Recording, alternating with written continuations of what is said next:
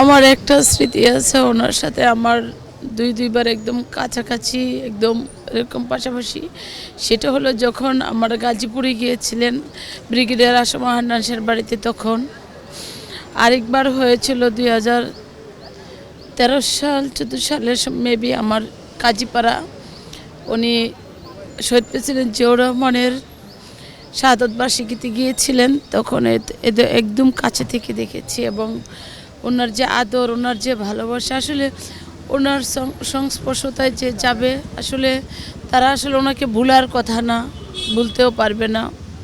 উনি অমায়িক একজন মানুষ ছিলেন। আজকে দেখতেছেন যে ওনার মৃত্যুতে আসলে মনে হচ্ছে যেন গণতান্ত্রিক একটা ভিত ভেঙে গেছে। সারা সারা বাংলাদেশের মানুষের কলিজাতে মনে হচ্ছে একটা আতঙ্ক সৃষ্টি হয়েছে। উনি এত ভালো একজন মানুষ ছিলেন। যখন ম্যাডাম হাজিরাতে যেতেন, আমরা গাড়ির পিছন পিছন দৌড়ে দৌড়ে ঢাকা বিশ্ববিদ্যালয়ের ভিতর দিয়ে যেতাম। আমাদেরকে পুলিশ এদিক থেকে ওদিক দিতে বলতো, আমাদের নেত্রীকে বলে তো মেয়েদেরকে সেফে রাখো।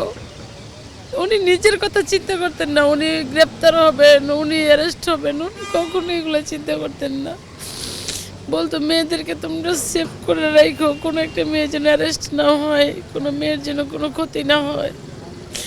আসলে এরকম জনগণকে নিয়ে ভাবা, নারীদেরকে নিয়ে ভাবা, মানুষকে নিয়ে ভাবা, ওরকম রাজনৈতিক নেতৃত্ব আমার এত বছর বয়সে আমি এত দেখি নাই। উনি যে একজন আপসহীন নেত্রী ছিলেন সেটা আসলে সারা বাংলাদেশের মানুষ জানে, সারা বিশ্ব জানে। নিঃসন্দেহে বেগম খালেদা জিয়া বাংলাদেশের অভিভাবক। ওনার এই দীর্ঘ সংগ্রামের মাধ্যমে বাংলাদেশের মানুষকে একটি সাহস, এই শিক্ষাটা বড় উনি দিয়েছেন। আমরা তার শোককে শক্তিতে পরিণত করে, শহীদ জিয়ার আদর্শকে বুকে ধারণ করে তারেক রহমানের নেতৃত্বে ওনার সকল স্বপ্ন এবং ওনার আদর্শকে বুকে ধারণ করে আমরা এই দেশকে এগিয়ে নিয়ে যাব।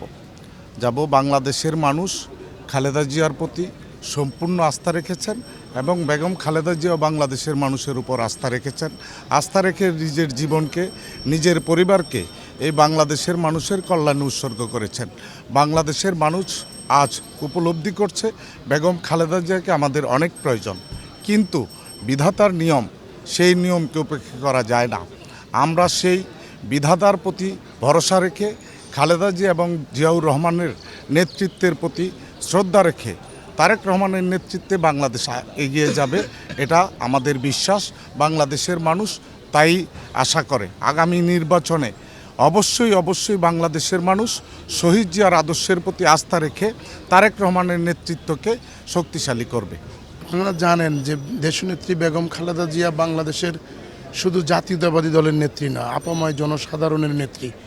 ওনাকে মানুষ যেভাবে ভালোবাসে, শ্রদ্ধা করে, বিএনপির আজকের এই বেগম খালেদা জিয়ার অকাল মৃত্যুতে অনেক বড় ক্ষতি হয়েছে, কিন্তু ইনশাল্লাহ তারপরেও আমি বলতে পারি যে জাতীয়তাবাদী দলের ভারপ্রাপ্ত চেয়ারম্যান তারেক রহমান যেহেতু বাংলাদেশে অবস্থান করছেন, আমরা বেগম খালেদা জিয়ার মৃত্যুতে এই শোককে শক্তিতে রূপান্তরিত করে দেশনেত্রী বেগম খালেদা জিয়ার আদর্শকে বুকে লালন করে তারেক রহমানের নেতৃত্বে এই দল সুসংগঠিত হবে এবং ইনশাল্লাহ এগিয়ে যাবে বলে আমরা আশা করি।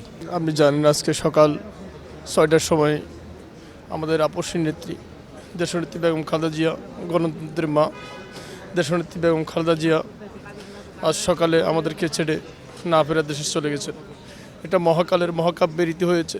তার সারাটা জীবন দেশনেত্রী বেগম খালেদা জিয়া দেশের মানুষের জন্য এই আধিপত্যবাদ বিরোধী আন্দোলন থেকে শুরু করে স্বৈরাচার বিরোধী আন্দোলন, প্রত্যেকটা আন্দোলন সংগ্রামে তিনি আপসহীন থেকেছেন। এমনকি তার নিজের চিকিৎসাটাও দেশের বাইরে গিয়ে করার জন্য সে রাজি হন নাই। এখানেও যে দেশপ্রেম রয়েছে, আমরা দেশনেত্রী বেগম খালেদা জিয়া ছাড়া খালেদা জিয়ার জীবনের দিকে তাকালে আমরা বুঝতে পারি দেশনেত্রী বেগম খালেদা জিয়াকে আর পাবো না আমরা। এই কথা শুনলেই তো আমার বিশ্বাস হচ্ছে না, এখনো বিশ্বাস করতে পারছি না আমাদের দেশনেত্রী বেগম খালেদা জিয়া নেই। যখন দেশনেত্রী বেগম খালেদা জিয়া হাজিরা অবৈধ শেখ হাসিনা কোনি হাসিনা যখন দেশনেত্রী বেগম খালেদা জিয়াকে এই ক্যাঙ্গারু কোর্টে হাজিরা দিত, আমরা প্রত্যেক দিন বাংলাদেশ জাতীয়তাবাদী ছাত্রদলের নেতাকর্মীরা এই সময়ে আমরা ব্যান্ডগার্ডের ভূমিকা ছিলাম। দেশনেত্রী বেগম খালেদা জিয়ার এই গাড়ির পিছনে ছাত্রলীগ নেতাকর্মীদের দৌড়, এ কথা মেনে নিতে পারতেছি না। চুল পড়া অনেক কমে গেছে। থ্যাংক ইউ মা। চুলের ভিটামিন জুই মাল্টিভিটামিন কোকোনাট অয়েল।